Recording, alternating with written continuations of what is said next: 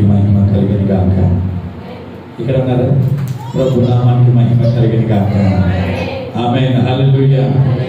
చెప్పండి ఒకసారి హల్లెలూయా. ప్రభునందు ప్రేమలారా, దేవుడు మనతో కాసి కాబట్టి మరొక వారంలోకి రావడానికి ప్రభు ఎంతగానో మన పట్ల కృప చూపించాడు. అందుని బట్టి మనం ఎంతగానో ప్రభుని స్తుతించేవారిగా, ప్రభు నామాన్ని మహిమపరిచేవారిగా మనం ఉండాలి. హల్లెలూయా, హల్లెలూయా. ప్రభునందు ప్రియమైన దేవులారా, మనం ఒక వాక్య భాగం చదువుకుంటూ ఉన్నాం. ఏదండి? యోహాను సువార్త 12వ అధ్యాయము 3వ వచనం చదవండి ఒకసారి. యోహాను సువార్త 12వ అధ్యాయము 3వ వచనం.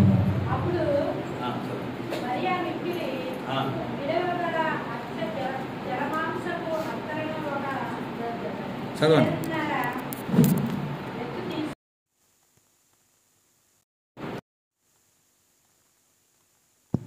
పాదములకు పూసి తన తలెంట్రుకలతో ఆయన పాదములను తుడిచాను. ఇల్లు ఆ అత్తర వాసనతో నిండి ఉండేను. చిన్న ప్రార్థన.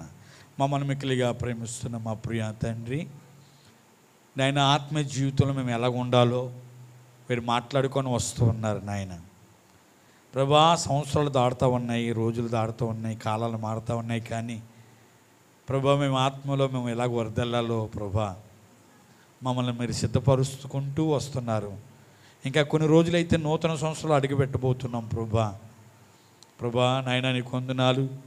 ఈ దినాన్ని చదవబడి వాక్యం ద్వారా కొన్ని నిమిషాలు నాతో మా అందరితో కూడా మీరు మాట్లాడి మహిమ తెచ్చుకుంటారని యేసు నామములో ప్రార్థిస్తున్నాం పరమ తండ్రి. ఆమేన్, ఆమేన్. హల్లెలూయా. చెప్దాం ఒకసారి హల్లెలూయా. ప్రభునందు ప్రియములారా, చక్కని మాట మనం చదువుకున్నాం. ఏ మాట చదువుకున్నామంటే, మరియా అత్తరు తీసుకొని యేసు పాదముల యొద్ద పూసి, ఎక్కడ పూసిందంట అండి? యేసు పాదాల యొద్ద పూసిందంట. పూజవదికి ఇల్లంతా కూడా అత్తర వాసనతో నిండి ఉండేను. ఒకప్పుడు మీరు 11వ అధ్యాయం చదువుకుంటే ఆ ఇంట్లో ఏ వాసన వచ్చేది తెలుసా? మరణపు వాసన వచ్చేది. ఏ వాసన అండి? మరణపు వాసన. మరణపు వాసన పోయి అత్తర వాసనతో నిండి ఉన్నది. హల్లెలూయా. ఎప్పుడైతే యేసయ్య ఉన్నాడో ఇంట్లో అత్తర వాసన. ఈరోజు ఒకప్పుడు మనం కూడా అపరాధముల చేత, పాపం చేత చచ్చిన వారిగా మనం ఉంటే మన దగ్గర ఉన్న వాసన తీసేసి సువాసనగా చేయబోతున్నాడు. హల్లెలూయా. ఏ వాసనగా చేయబోతున్నాడండి? సువాసనగా చేయబోతున్నాడు. ఈరోజు మనందరం కూడా ఆత్మీయ జీవితంలో సువాసనిచ్చే వారిగా మనం ఉండాలి. ఎలా ఉండాలండి? మరి ఎలా ఉంటున్నామో మనం ఒక తీర్మానం చేసుకోవాలి. దేవుడు వారం వారం కూడా ఒక ప్రత్యేక రీతితో నీతో నాతో మాట్లాడుతున్నాడు. మాట్లాడినప్పుడు చాలామంది జీవితాల్లో విన్న వాక్యం పెడచోవని పెడుతున్నారు. చాలామంది విన్న వాక్యం ఎక్కడ పెడుతున్నారండి? పెడచోవని పెడుతున్నారు. వాక్యానుసారంగా చాలామంది జీవిస్తలేదు.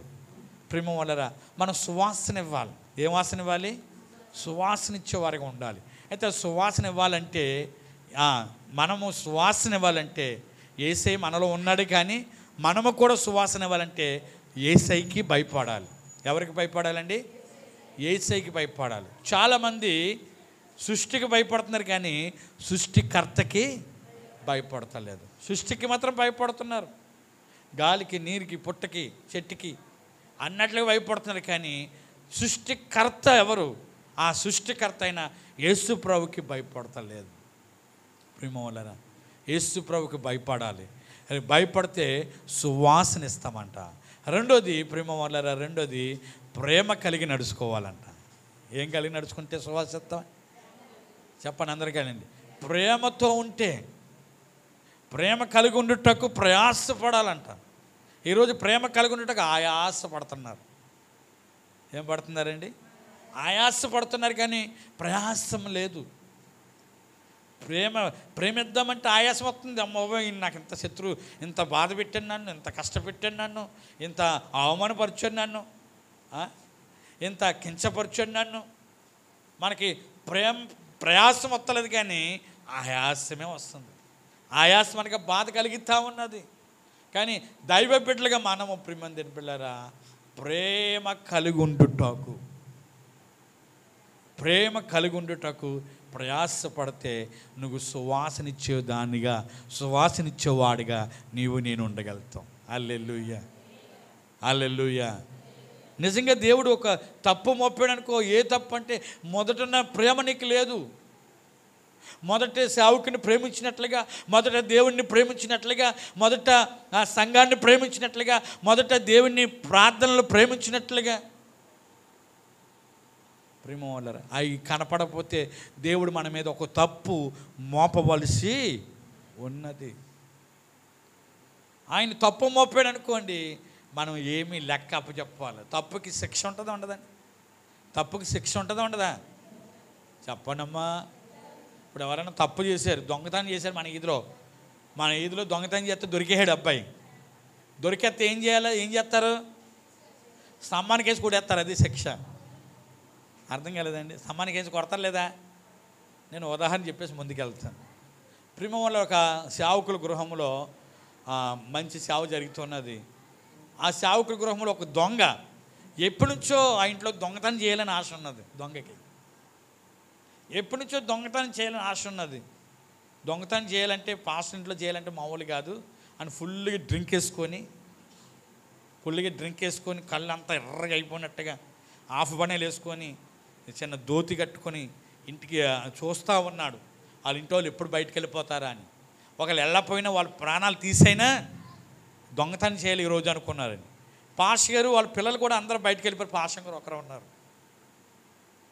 ఒకరుంటే అప్పుడు తలుపు కొడతా ఉన్నాడు. అందరూ వెళ్ళిపోయిన తర్వాత ఈలోగా ఎప్పుడు వెళ్ళారు కదా, ఎవరబ్బా తలుపు కొడుతున్నారని పాస్టర్ గారు తలుపు దిగుబతికి ఎర్రగా ఉన్నాయి కళ్ళు. మా పాస్టర్ గారు అయితే గుండెలు అక్కడ ఆగిపోతాయి. ఆ పాస్టర్ గారు వెంటనే ఏమన్నదంటే, ఏం కావాలి బాబు, నీళ్ళు తాగుతావా, ఆకలి అవుతుందా బాబు, లోపల రాని లోపలికి చేర్చుకొని కడుపు నిండా భోజనం పెడుతుంటే అన్నం తింటున్నాడు కానీ కళ్ళంటి నీళ్ళు కారిపోతున్నాయి అంట. ఆయనకి అన్నం తింటున్నాడు కానీ ఏం చేస్తున్నాడంట అండి, కళ్ళంటి నీళ్ళు కారిపోతున్నాయి అంట. ఎందుకు కారిపోతున్నాయో అర్థం కావట్లేదు. ఏం బాబు ఎందుకు ఎడితే మీ అమ్మ గుర్తొచ్చిందంటే, నాకు చిన్నప్పుడే అమ్మ నాన్న చచ్చిపోయారు, నేను దొంగ అవ్వడానికి కారణం అమ్మ నాన్న, లేక నేను దొంగని అయిపోయానని చెప్పి మొత్తం అంతా స్టోరీ అంతా చెప్పాడండి.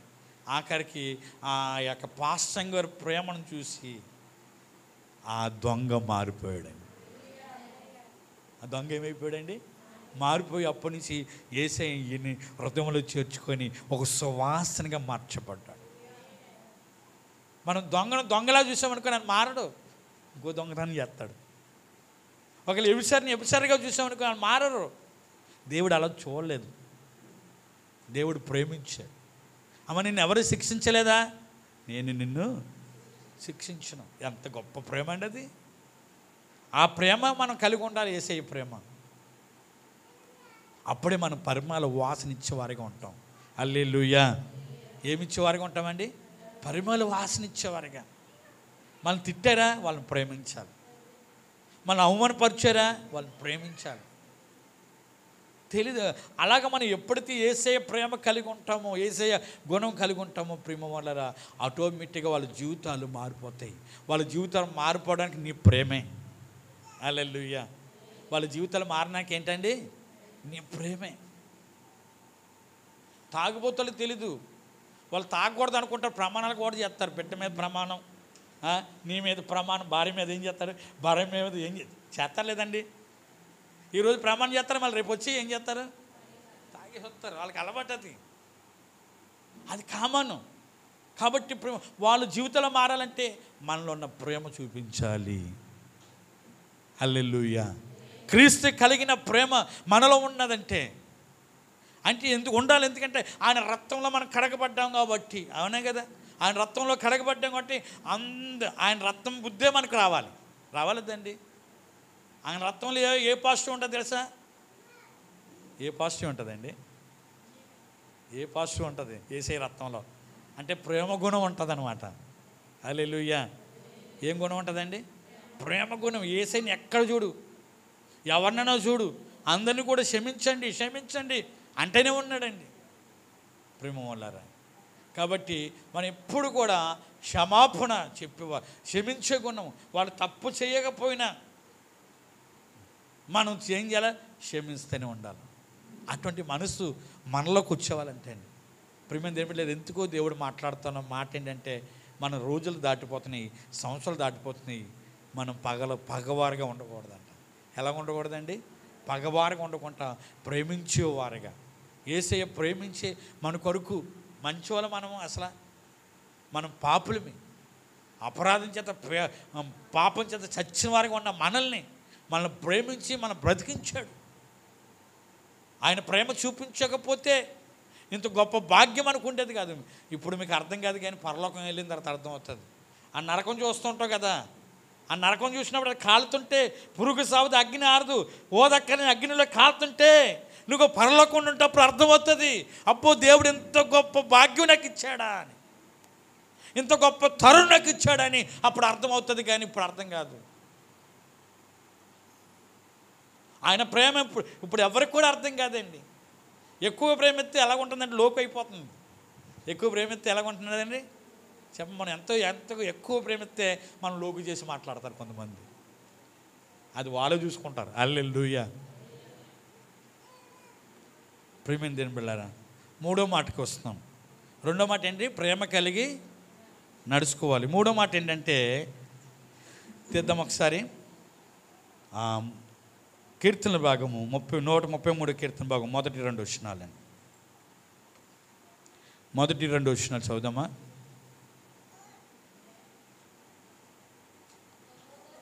సహోదరులు ఐక్యత కలిగి నివసించుట ఎంత మేలు, ఎంత మనోహారము. వాళ్ళ తల మీద పోయబడిన అహరోను గడ్డ మీద కారిన పరిమళ ఆయన అంగీల అంచుల వరకు పరిమళ తైలం వలె ఉండెను. అహరోను ఎందుకు పెట్టారంటే, అహరోను యాజకుడు కాబట్టి. ఆ దినాల్లో అహరోను ఎవరండి? యాజకుడి కాబట్టి. ప్రేమ వలరా, యాజకుడి యొక్క తల మీద ఎప్పుడైతే పొయ్యబడుతుందో ఆ పొయ్యబడిన ఆ తైలము ఎలాగ వాసన వస్తుందంటే పరిమళ వాసనగా ఉంటుందంట. హల్లెలూయా. ఏ వాసనగా ఉంటుందంట అండి? పరిమళ వాసన. అంటే సువాసన. అంటే ఏం కలిగి ఉండాలి? సహోదరులు ఐక్యత కలిగి ఉండాలి. ఐక్యత. సహోదరులు అంటే ఎవరు చెప్తారా? చెప్పండి. నా రక్తం పుట్టిన నా అన్నయ్యలు ఉన్నారా లేదా? మరి ఒకే రక్తంలో మన అందరం కడగబడ్డాము. యేసయ్య రక్తం. మనందరం సహోదరులమే కాదా? చెప్పండి. అందరూ ఎక్కడ ఉన్నారండి? హల్లెలూయా. యేసయ్య రక్తములో, పరిశుద్ధ రక్తములో, నిష్కలంకమైన రక్తములో, నిర్దోషమైన రక్తములో, అమూల్యమైన రక్తములో నీవు నేను కూడా కడగబడ్డాం కాబట్టి మనందరం ఎవరమే? సహోదరులు. హల్లెలూయా. భేదాలు ఉండకూడదు అక్కడ. సహోదరులమే అంటే ఈ సహోదరులు అందరం కలిగి ఎలాగ ఉండాలంటే ఐక్యత కలిగి ఉండాలి. ఐక్యత ఎప్పుడైతే ఉంటుందో సువాసన ఇచ్చేవారుగా ఉంటామంట. ఈ రోజుల్లో ప్రేమ వాళ్ళని మీరు చెప్తే నమ్మరు, కానీ జగన్నాపురంలో ఒకే చర్చి రెండు భాగాలు. ఒక కులం వచ్చి ముందు ఒక ఆనందం చేస్తుంది, రెండో కులం వచ్చి ఐక్యత ఉంది అక్కడ. మరి ఎందుకు చర్చి నడుపుకోవడం అది చెప్పండి అమ్మా ఒకసారి. జగన్నాపురం ఇప్పుడు కూడా జరుగుతూ ఉన్నది. ఇప్పుడు కూడా కులాల మధ్య భేదాలు, మాది ఈ కులము, మాది ఆ కులము. యేసుప్రభు కులాలు పెట్టలేదు ప్రియమైన వాళ్ళరా. కులాలు యేసుప్రభు పుట్టించింది ఏంటి? ఆడ మగ, ఆడ కులం మగ కులం అంతే. అవునా కదా? చెప్పండి. మీరు అనొచ్చు బైబిల్లో కొంతమంది కులాలు ఉన్నాయన్న, కొన్ని కులాలు ఉన్నాయి బైబిల్లో. అది ఎప్పుడు పరిశుద్ధాత్మ ద్వారా రాయించాడు కాబట్టి, కులాలు పెట్టారు కాబట్టి, అర్థం కావాలి కాబట్టి అది పెట్టారు ప్రేమ వాళ్ళరా. మీకు అర్థం ఉందండి? అది మనకు అర్థం కావాలని పెట్టారు, కానీ కులాలు దేవుడు రాయించలేదు, కులాలు పెట్టలేదు దేవుడు. కులంగా పుట్టించలేదు. ఇప్పుడు చాలామంది కొన్ని సంఘాలు ఉన్నాయండి. పాపుల సంఘం అంట. ఏంటండి? రాజుల సంఘం అంట. ఇవన్నీ పరలోకానికి వెళ్ళవండి ప్రియమ వాళ్ళారా. యేసే రక్తంలో కడగబడితే అన్నీ చచ్చిపోవాలా, కులము చచ్చిపోవాలా, చూపు చచ్చిపోవాలా, ఇంకా స్వార్థం చచ్చిపోవాలా. ఇంకో మాట చెప్తాను. ఒక మాట ఏంటంటే, నేను అప్పుడప్పుడు వివాహంలో చెప్తూ ఉంటాను భార్య భర్తలకి. వివాహంలో ఉదాహరణకి చెప్తూ ఉంటానంటే, ఇప్పుడు మనము అది ఇడ్లీ చేసుకున్నప్పుడు 7 గులిసాల పచ్చడి చేసుకుంటాం, అవునా కదండి? పచ్చడి చేసుకున్నప్పుడు దాంట్లో ఎండుమిరపకాయలు వేస్తాం, జీలకర్ర వేస్తాం, ఎల్లుల్లిపాయలు వేస్తాం. ఎత్తరైరా మరి 7 చిలుకలు వేస్తాం. వేసి మిక్స్ పట్టారనుకోండి, ఏదైనా కనపడుతుందా? నేను ఎన్ని మిరపకాయని, నేను 7 చల్లగుల్ని అని ఒంటరిగా కనపడుతుందా? మిక్స్ ఏం చేస్తుందంటే మొత్తం మిక్స్ చేస్తుంది. ఏం చేస్తుందండి? ఆ టేస్ట్ని బట్టి ఇది 7 చల్లగుళ్ళు పచ్చడి అని చెప్తారు. హల్లెలూయా చెప్తారు లేదండి? అమ్మ చెప్పండి అమ్మా. అది ఏమైనా కనపడుతుంది? నేను మిరపకాయగా ఉన్నాను, నేను 7 చల్లగుల్ని, నేను జీలకర్రని అని నిలబడుతుందా? క్రీస్తులో కూడా మనము ఏం చేయబడాలంటే మిక్స్ చేయబడాలి. ఐక్యత అన్నది అదండి. ఐక్యత అన్నది ఏంటి? మిక్స్ చేయబడాలి. అంటే అందరికీ ఇంకా ఏమి కనపడదు ఆ పచ్చడిలో. ఏమైనా కనపడుతుందండి? కనపడుతుందండి? జీలకర్ర కనపడుతుందా? ఎల్లుల్లిపాయ కనపడుతుందా? సంఘంలో ఐక్యత అన్నది అదండి. హల్లెలూయా.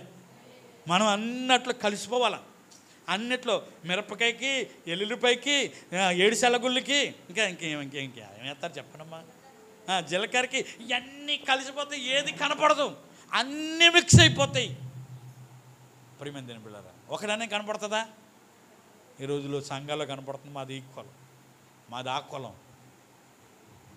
చాలామంది కులం అని కూడిలే అన్నం లేక చచ్చిపోయారంట చాలామంది.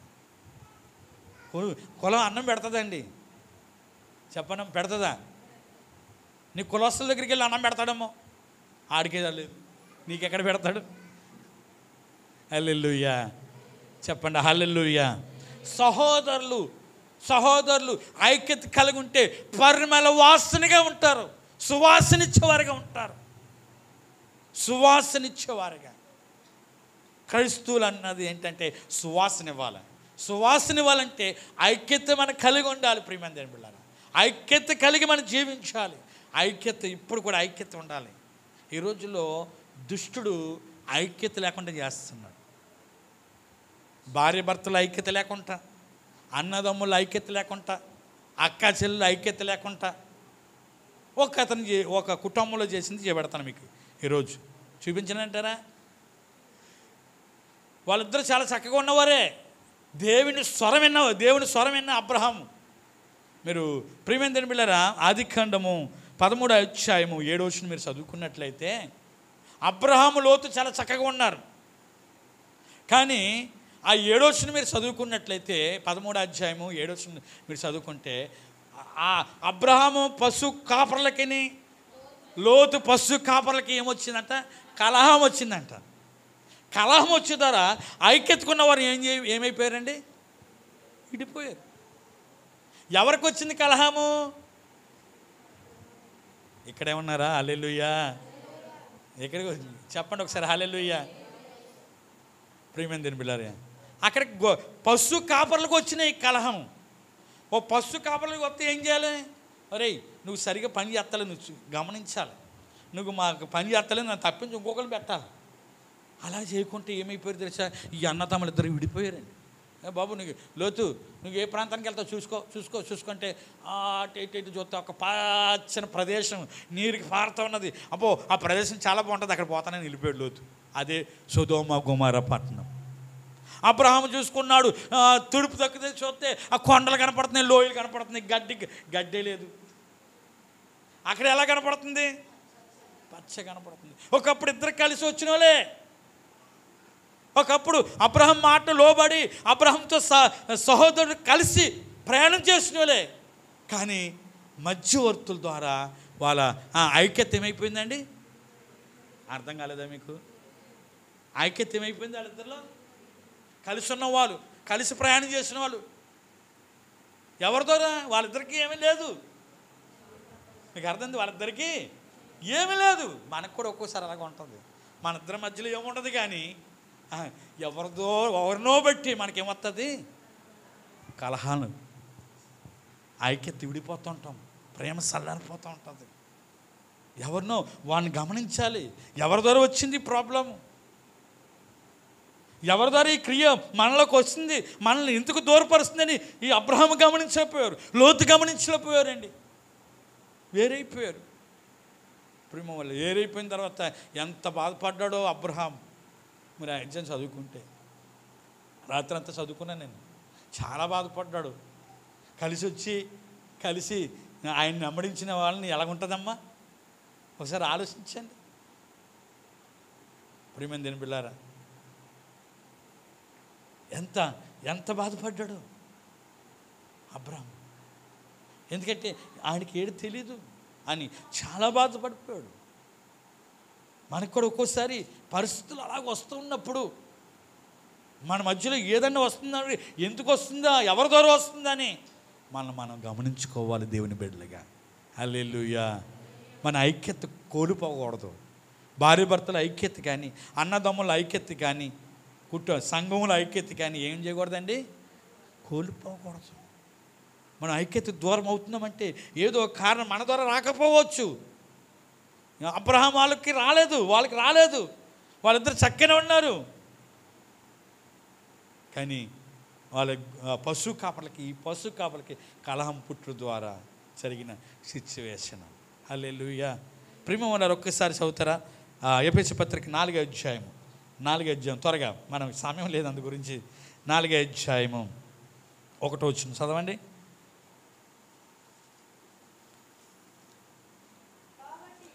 కాబట్టి సమాధానమును ఆత్మ కలిగించు ఐక్యమును కాపాడుకొనుటకును శ్రద్ధ కలిగిన వారిని ప్రేమతో ఒకరినితో ఏం చేయాలంట అండి? సహించుకోవాలి. హల్లెలూయా. చెప్పండి ఒకసారి హల్లెలూయా. చూడండి, ఆత్మ